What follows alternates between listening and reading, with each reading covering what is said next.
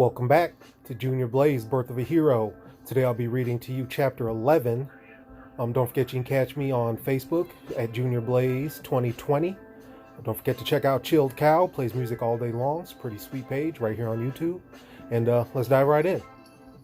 Chapter 11. I don't know why you refused to admit you heard what he said, Emily, Erica was saying as she applied a fresh coating of makeup. That's why you tried to leave so quickly. Lies. I was trying to get Patrick Davidson's attention. I had more questions about student council, Emily lied through gritted teeth. She knew her sister wasn't a complete moron, but she was doing her best to stay on her good side.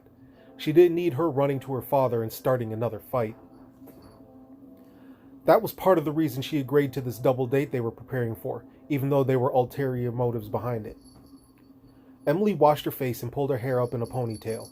She would have been perfectly content to go on the date in a t-shirt and jeans, but Erica wouldn't allow it. Emily relented and styled her hair and put a little bit of makeup on and even slipped on a pink skirt and white flowery blouse. Erica squeezed into a short black pencil skirt and a bright red blouse that was cut just a tad too low. Her face was plastered with makeup and she wore her highest, reddest heels. They planned to meet the boys downtown and get dinner at a local diner before heading to the movies. Nat had suggested a horror movie and the girls agreed. If they had another mission to complete, why not get a free meal and entertainment out of the deal? It was nearly 4 o'clock and they had to meet the guys no later than 5. Diedrich was busy in his laboratory, as usual, so they decided to ask Ashley to drop them off, and she agreed. They piled into the SUV and were on their way. During the ride, Ashley gave her best mom advice for her daughters on the first date. These gems included ordering expensive food but eating very little of it, speaking only when spoken to, and going to the ladies' room together to freshen up the moment the bill arrived.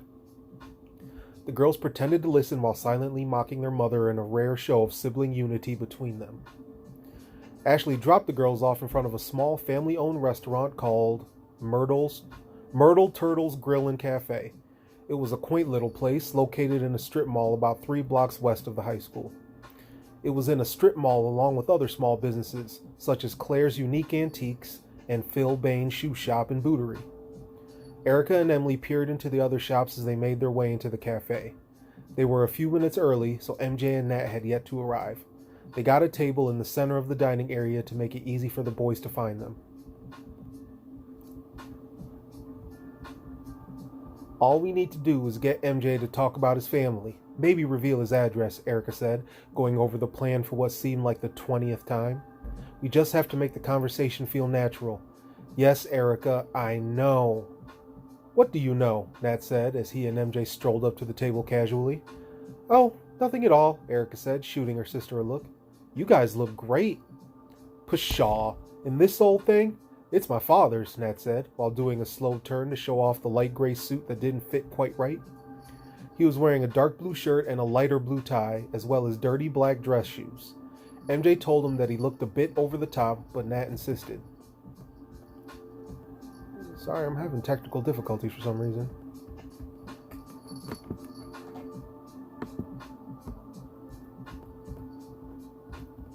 Okay. MJ told him he looked a bit over the top, but Nat insisted. He was a little more understated in his light purple polo shirt and khakis. Erica, Emily, the man of the hour, my best friend in the entire world, the one and only Marcus Jamal Stevens Jr., Nat announced loudly as they sat down at the table. How about you ease up a little on all the announcements and accolades, dude, MJ whispered, as all the other patrons snuck glances their way. Always the humble one. That's just the way MJ is, Nat continued in his most boastful voice. Dude, if this is your way of endorsing me, you can go ahead and stop, MJ said, his embarrassment growing. Emily giggled a little bit at the conversation between the two friends and looked away when MJ turned his attention to her. So you think this is just as crazy as me, don't you? MJ asked. Maybe a little bit, but I never say no to a free meal. Hi, I'm Emily, and this is my sister Erica. They shook hands and engaged in small talk. The server came over shortly and took their orders. The boys each ordered barbecue bacon burgers, and the girls ordered salads. The conversation moved from food to music to movies before they all decided to order shakes for dessert. To MJ's surprise, he and Emily had a lot in common, and she was incredibly easy to talk to. When the bill finally arrived, Erica and Emily excused themselves to freshen up before the movie. When they returned, the gentlemen had already paid and were preparing to head out to the theater. MJ noticed that Emily looked a little flustered and wouldn't make eye contact, and replied sheepishly when he attempted to engage in conversation. It was even more uncomfortable when Erica spoke directly to MJ herself. "So, MJ, I heard you spent your entire summer on a farm," she inquired sweetly, batting her eyes. Yeah, at my grandfather's. He lives a couple hours away," MJ replied awkwardly, looking around at Emily and Nat. "Well, that's cool. Do you go there often?"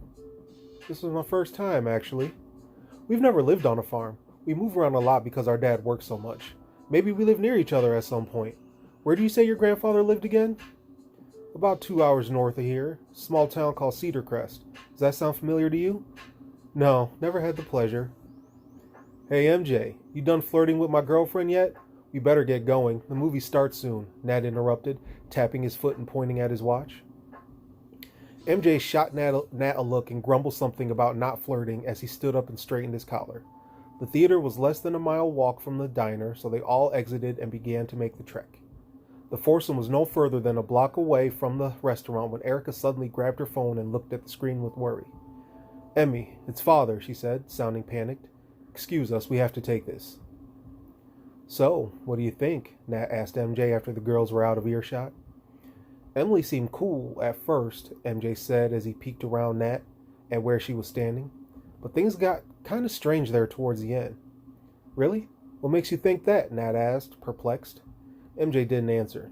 He was still looking past Nat at Emily, who appeared to be arguing with Erica since they ended the phone call with their father. Erica was gesturing madly, while Emily stood with her hand on her hip, an exasperated expression on her face. MJ couldn't hear what they were saying, and he pretended not to be eavesdropping as they returned. "Is everything all right?" MJ asked, attempting to sound casual. "I have bad news," Erica said. "Our mother took a tumble down the stairs and broke her ankle. Our father would like us to come home immediately to help take care of her." "Oh my, that's awful," Nat cried, reaching out to give Erica a hug. "It's all right. Things like this happen. Sometimes you have to step in and do the right thing, even if you don't want to. Isn't that right, Emily?" Emily looked up and spoke for the first time since the end of the meal. Yeah, step right in," she said, voice barely above a whisper. "Well, I'm sorry our night is being cut short, but it was a pleasure to meet you both," MJ said, reaching out to shake Emily's hand. She reached out and quickly took his hand in hers before hurrying away with Erica. "I guess that was a little awkward," Nat said in jest, watching the girl scurry away. He turned back to see MJ staring at his hand with a dumb smile creeping onto his face. "Bro, it was just a handshake. You look like you're about to float away." "Ironic, coming from you," MJ teased. She gave me her number. MJ showed Nat the small piece of torn napkin with the words "text me" written just below the 7 digits. "I knew you guys would hit it off." The boys decided to skip the movie and take a leisurely stroll through town before heading home for the evening. They talked about the quickly approaching school year and the goals they had in mind. Nat had decided that maybe his skills were better suited for vice president, with MJ taking the top position. MJ seemed to be coming around, but changed the subject anyway. He told Nat he wanted to text Emily right away, but Nat tried to convince him to wait at least 3 days. "Girls love it when you make them wait," he reasoned. MJ scoffed at his friend's ludicrous dating technique as they took a wooded detour down a small stream as they got closer to home.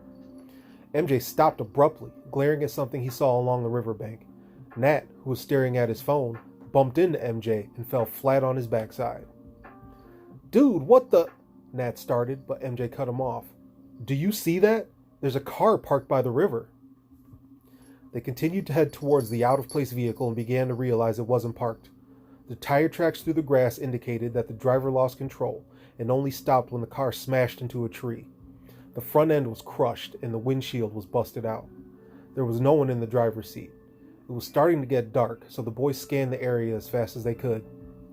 "MJ, over there, in the water," Nat shouted. MJ looked up and spotted a figure laying face down in the river. He sprung to his feet and leapt 30 yards into the shallow stream where the man had landed. He was on a rock, badly injured, but still conscious. MJ scooped the man up carefully and placed him on his shoulder when he heard Nat yelling once again. "I smell gas, dude. We gotta get out of here," Nat panicked. MJ leapt back to the shore and found a soft, comfortable spot a good distance away from the wreck. Nat had made his way towards them, and just as they were getting ready to bolt the scene, they heard the man barely speak. Confused, they both knelt near him to see if he spoke again. Off in the distance, they heard the sirens of approaching emergency vehicles. Someone must have seen the accident and made the call. The man spoke, even quieter this time, voice hardly audible. Nat was able to understand him and screamed at MJ. "His kid! His son is still in the car!" MJ whipped him around just in time to see the front end of the car burst into flames. He hesitated for a moment, unsure of what to do next. Then his instincts kicked in. He blinked hard and let a solid stream of cold ice flow from his eyes and doused the fire, the car, and anything else flammable around it. Then he dashed at full speed to the back door, broke through the layer of ice, and ripped the door off the hinges with hardly any effort. The young boy, no older than 5, looked up at MJ with tears streaking his face but not making a sound. He looked like he had just woken up and was in shock. MJ tore the seatbelt with his bare hands and removed the kid and his booster seat in one swift motion. He gently carried the child over to his father and set him down gingerly nearby. The cops rounded the corner and made a beeline towards the scene of the accident. MJ looked at Nat, who nodded back, and in sonic speed scooped up his friend and sprinted home. Still riding an adrenaline high from the intense rescue, MJ ran past his house directly to Nat's. MJ stopped on a dime and sat Nat down, and they both took a moment to catch their breath. The young men looked at each other, thinking about the weight of the situation, and then they burst into uncontrollable laughter. There was nothing funny about anything that had happened, but all their thoughts and emotions came pouring out through their laughs and cackles. They laughed for a solid 3 minutes before settling into a giggle fit for another 30 seconds and ultimately settling down. "I think you should tell the general about tonight," Nat said, matter-of-factly. "I have every intention of telling my father how awkward our date was," MJ teased. "You know what I mean, about the accident by the river." Yeah, I was thinking that myself. I'm actually thinking about asking him to train me." "Do you think he will?" Just then the front door of Nat's trailer burst open and a short, fat, unshaven man with an oddly round, balding head emerged, Nat's father. He swayed drunkenly on the front porch while his eyes tried to adjust to the darkness. He was wearing blue house shoes, green gym shorts, and a white tank top. All of this was topped off by the baby blue bathrobe, untied. There were beer cans in each of the pockets and another in his hand. "Why are you boys out here making all this noise?" Michael Hatcher slurred. "Sorry, Mr. Hatcher," MJ said. "Yeah, sorry, Dad," Nat murmured, staring at the ground. "You woke me up. I work early in the morning. Nathan, tell your friend it's time to go and get in here." And with that, Mr. Hatcher slammed the door. "Well, I guess I should be on my way then," Nat suggested. "Yeah, man, I guess so." They each gave the other a fist bump, and Nat went inside. MJ started walking home, thinking about all the crazy events of the past 12 hours, from experimenting with his powers in the park, to the oddly successful date, to the excitement of his first action of heroism. MJ couldn't help but smile. His smile faded slightly when he started thinking about what he was going to tell his father about the night, however. MJ took a deep breath and a glance at the bright stars in the dark night sky before opening the front door of his home. And that's the end of Chapter 11 of Junior Blaze, Birth of a Hero. Glad I could give you guys this chapter. I was afraid I wasn't going to be able to. But Chapter 12 will be released on the Facebook page this Thursday, and I'll be back here next Tuesday with the reading of that chapter. So, till then, peace out, folks.